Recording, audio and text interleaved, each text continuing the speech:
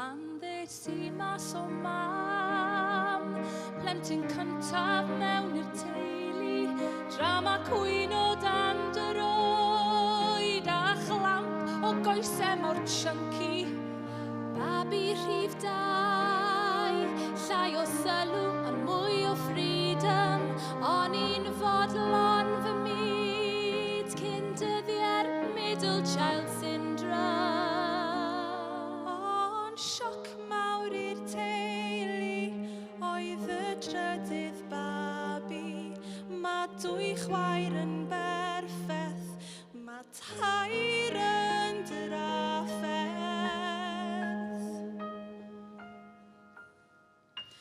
Un o 2, bach mawr canolig, o B-cup i D-cup, brons, arian a aur.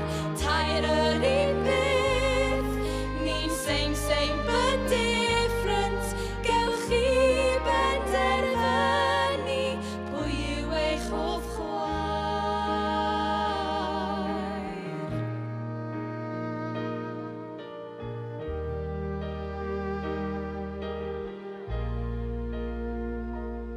Pan o'n i yn 7 oed, o'n i'n gwybod bo' fi'n rhywun special erioed. Ac ar fy ngore pan o'n i'n oedlymyn, fe ddechreuais gyfansoddi caneuon ffraith am frosio llawr, dreulio oriau yn canu mewn chest voice, a drychwch ble ydw i nawr.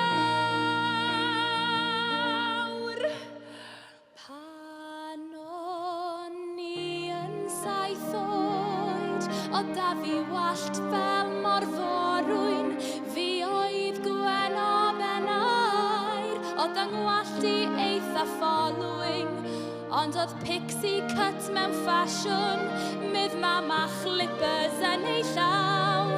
Am flynyddoedd wedyn roedd pobl yn dweud, mae toilet y bechgyn fan dro.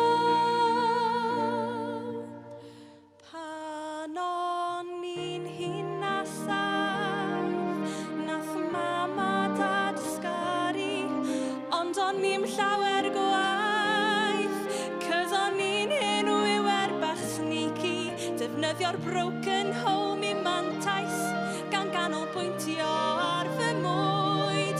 Pac o crisps yn ti mam, pac o crisps yn ti dad, crisps bob man nes bo fi'n